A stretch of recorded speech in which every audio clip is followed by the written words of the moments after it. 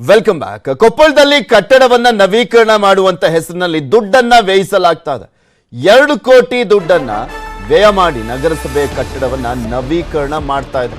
ಕಾಮಗಾರಿ ಸ್ಥಗಿತಕ್ಕೆ ಸೂಚನೆ ಕೊಟ್ಟಿದ್ದರೂ ಕೂಡ ಡೋಂಟ್ ಕೇರ್. ಇಲ್ಲಿ ದುಡ್ಡು ಹೊಡಿಬಹುದಲ್ಲ, ಚೆನ್ನಾಗಿ ಯಾರು ಸೂಚನೆ ಕೊಟ್ರೇನಂತೆ, ಆಮೇಲೆ ನಮ್ಗೆ ಗೊತ್ತಿಲ್ಲ ಅನ್ಬೋದಲ್ಲ. 10 ವರ್ಷಗಳ ಹಿಂದೆ ನಿರ್ಮಿಸಿದ್ದಂತ ನಗರಸಭೆ ಕಟ್ಟಡ ಅದು. ಇದೀಗ 2 ಕೋಟಿ ಖರ್ಚು ಮಾಡಿ ನವೀಕರಣ ಮಾಡ್ತಾ ಇದ್ದಾರೆ. ನಗರದಲ್ಲಿ ಮೂಲಭೂತ ಸೌಲಭ್ಯಗಳೇ ಇಲ್ಲ. ಈಗ ಅದನ್ನ ನವೀಕರಣ ಮಾಡ್ತಾ ಇದಾರಂತೆ. ನಗರಸಭೆ ಕಟ್ಟಡವನ್ನು, ಹೊಸ ಕಟ್ಟಡನೇ ಬಂದು ಹೋಗಿರೋದಪ್ಪ. 2 ಕೋಟಿ ಇಲ್ಲಿ ನವೀಕರಣ ಮಾಡೋ ಬದಲು ಕಟ್ಟಡ ನವೀಕರಣದಲ್ಲಿ ಭ್ರಷ್ಟಾಚಾರ ನಡೀತಾ ಇದೆ ಅನ್ನುವಂಥ ಆರೋಪ. ಗೌರ್ಮೆಂಟ್ ಕೆಲಸದಲ್ಲಿ, ಕಾಮಗಾರಿಯಲ್ಲಿ ಯಾವುದ್ರಲ್ಲಿ ಭ್ರಷ್ಟಾಚಾರ ನಡೀತಾ ಇಲ್ಲ ಅನ್ನುವಂಥದ್ದನ್ನ ಯಾರಾದರೂ ಪ್ರೂವ್ ಮಾಡಿಬಿಟ್ರೆ ಅವ್ರಿಗೊಂದು ಯಾವುದಾದ್ರೂ ಅವಾರ್ಡ್ ಕೊಟ್ಬಿಡ್ಬೋದು.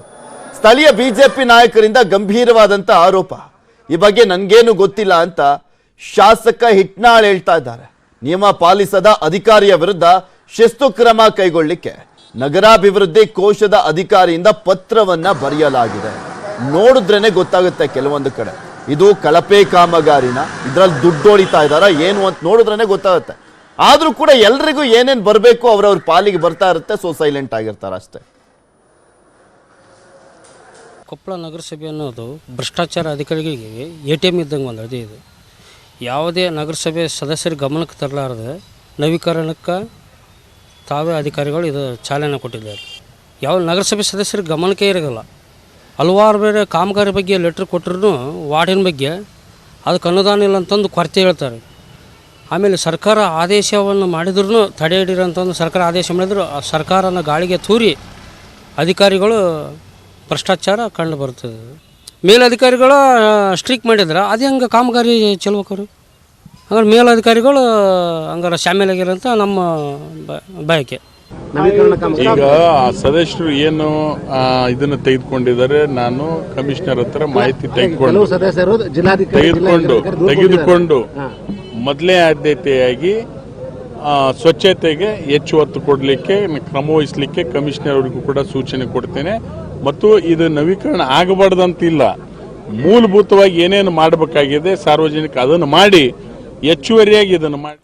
ಇದ್ರ ಬಗ್ಗೆ ಇನ್ನಷ್ಟು ಮಾಹಿತಿಯನ್ನು ನೀಡ್ತಾರೆ ನಮ್ಮ ಕೊಪ್ಪಳದ ಪ್ರತಿನಿಧಿ ಶರಣಪ್ಪ ಬಾಚಲಾಪುರ ನಮ್ಮ ಜೊತೆ ನೇರ ಸಂಪರ್ಕದಲ್ಲಿ ಜಾಯ್ನ್ ಆಗಿದ್ದಾರೆ. ಶರಣಪ್ಪ, 10 ವರ್ಷದ ಕಟ್ಟಡ ನೆಟ್ಗಿಲ್ಲ ಅಂದ್ಬಿಟ್ಟು 2 ಕೋಟಿ ರಿಲೀಸ್ ಮಾಡಿದ್ದಾರೆ.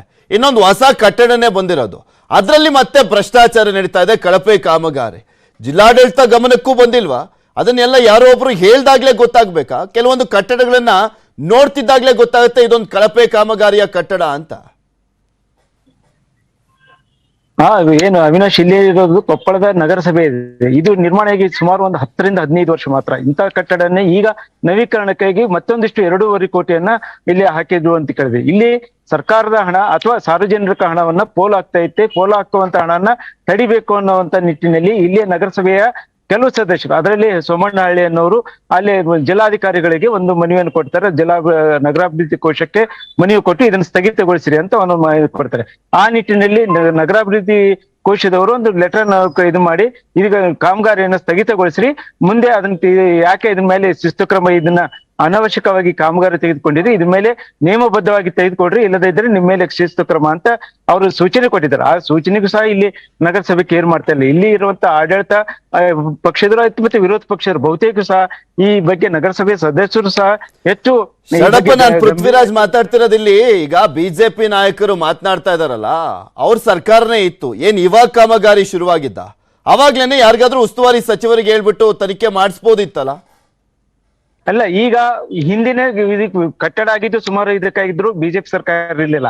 ಆದ್ರೆ ನಂತರ ಬಂದಿರುವಂತದ್ದು ಈಗೇನು ಈಗ ಏನು ಎಲೆಕ್ಷನ್ ಸಂದರ್ಭದಲ್ಲಿ ಇದಕ್ಕೆ ಒಂದು ಅಪ್ರೂವ್ ತಗೊಂಡಿರ ಅಂತ ಒಂದು ನಗರಸಭೆ ಹೇಳ್ತಾರೆ. ಆದ್ರೆ ಇಲ್ಲಿ ನಗರಸಭೆಯಲ್ಲಿ ಯಾವುದೇ ಚರ್ಚೆ ಆಗಿಲ್ಲ, ನೇರವಾಗಿ ನಗರಸಭೆಯವರು ತಾವೇ ತೆಗೆದುಕೊಂಡಿದ್ದಾರೆ ಅನ್ನೋದು ಒಂದು ಆರೋಪ ಇದೆ. ಆ ಬಗ್ಗೆ ಸರಿಯಾದ ದಾಖಲೆಗಳು ಇಲ್ಲದ ಒಂದು ಇದೆ.